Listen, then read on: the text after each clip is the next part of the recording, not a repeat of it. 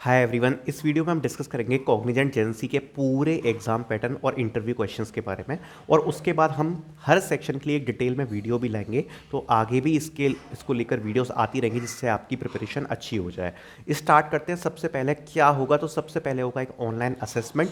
अब जो online assessment होगा भैया, उसकी टाइमिंग क्या होगी? उसकी टाइमिंग होगी 100 मिनट। 100 minute, okay.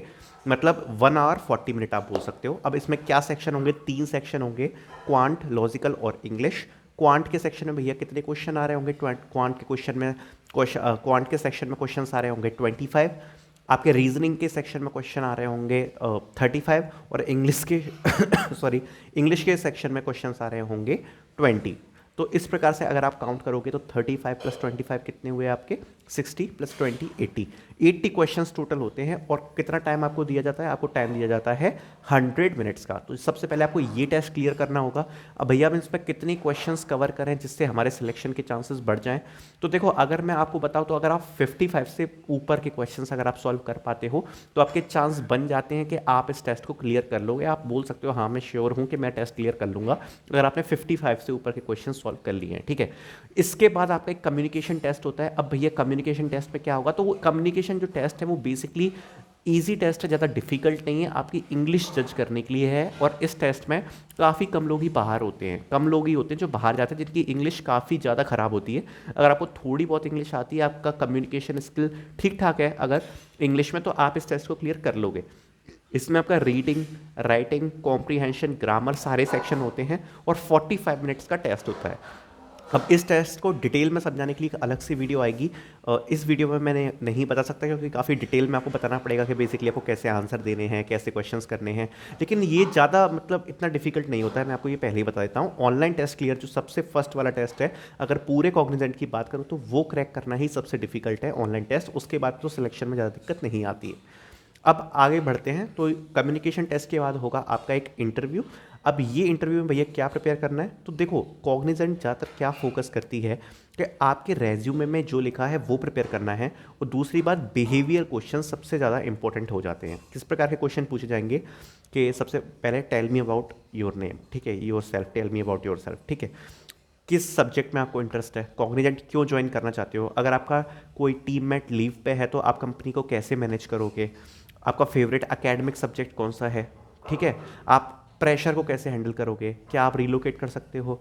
तो इस प्रकार के जो क्वेश्चंस होते हैं, जो बिहेवियर क्वेश्चन हैं, ये काफ़ी ज़्यादा पूछे जाते हैं। अब आपको इनको प्रिपेयर कैसे करना है? डिस्क्रिप्शन में एक लिंक आ रही होगी, FAQ इन HR, इस प्रकार से एक वीडियो आ रही होगी, उसमें एक PDF अटैच है। उस PDF को आपको डाउनलोड करना है, ठीक है। उसको जब आप डाउनलोड कर लोगे तो आपका काम हो गया, ठीक है। उसमें सारे क्वेश्चंस दिए हैं, सारे आंसर दिए हैं, तो उससे जाके आप प्रिपेयर कर सकते हो, ठीक। ये बात क्लियर हो गई। दूसरी बात भैया, एप्टीट्यूड कैसे प्रिपेयर करना है? जो आपने बताया था कि पहले सेक्शन में एप्टीट्यूड आ रहा होगा, तो उसके लिए भी how to prepare aptitude for placement ऐसे करके एक वीडियो आ रही होगी डिस्क्रिप्शन में, उसको चेक कर लेना। उससे जाके आपको समझ में आ जाएगा कि एप्टीट्यूड कैसे प्रिपेयर करना है प्लेसमेंट के लिए, ठीक है। तो वो वीडियो भी आप जाके चेकआउट कर सकते हो, ठीक। ये हमारी बात क्लियर हो गई। इसके बाद हमारे बिहेवियर क्वेश्चन वाला सेक्शन हम पूरा खत्म कर चुके हैं क्योंकि मैंने आपको बता दिया आपको कैसे प्रिपेयर करने हैं, ठीक है।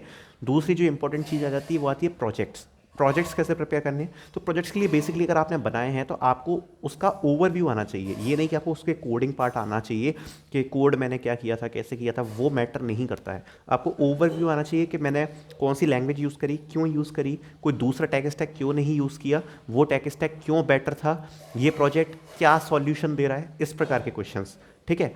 क्या अप्रोच यूज़ करी, तो ये चीज़ें पता होनी चाहिए, ना कि आपको कोडिंग पार्ट, ठीक। ये बात क्लियर हो गई।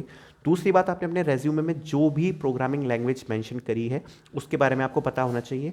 ऊप्स काफ़ी ज़्यादा इंपॉर्टेंट हो जाते हैं, वो आपको पता होना चाहिए। और DBMS की थ्योरी पार्ट ऑफ DBMS पूछ लेते हैं इंटरव्यू में, तो वो आपको पता होना चाहिए। और इससे ज़्यादा इंटरव्यू में वो ज़्यादा नहीं पूछते हैं, इतना ही है ओवरऑल। बिहेवियर क्वेश्चन पूछेंगे, लैंग्वेज के बारे में पूछेंगे, ऊप्स के बारे में पूछेंगे, DBMS के बारे में पूछ सकते हैं, और दैट्स इट, इतना ही पूछते हैं, इससे ज़्यादा नहीं पूछेंगे, ठीक है। यहाँ पर आपका इंटरव्यू खत्म हो जाता है। फिर उसके बाद आपका हो सकता है कि HR कॉल आ जाए। HR कॉल पर 2-4 चीज़ें आपसे पूछें कि रिलोकेट करना चाहते हो, अभी कहाँ हो, कोई ऑफर है आपके पास कि नहीं है, इस प्रकार का एक एचआर इंटरव्यू हो सकता है। तो अगर वो हो गया तो ठीक है, नहीं हुआ तो डायरेक्टली इसके बाद आपको ऑफर मिल जाएगा। पूरी प्रोसेस यही है जो मैंने आपको इसमें एक्सप्लेन कर दी, एग्जाम पैटर्न बता दिया और आपको इंटरव्यू भी बता दिया कि किस लेवल का इंटरव्यू होता है। तो आई होप आपको ये चीज़ दिमाग में क्लियर हो गई होगी कि आपको क्या क्या करना है। अब डिटेल्ड में एक एक सेक्शन को लेकर भी वीडियो आ रही होगी जिससे आपको और ज़्यादा क्लियर हो जाए, ठीक है। उसके लिए चैनल को सब्सक्राइब कर देना, इस वीडियो को लाइक कर देना। Thank you so much for watching this video.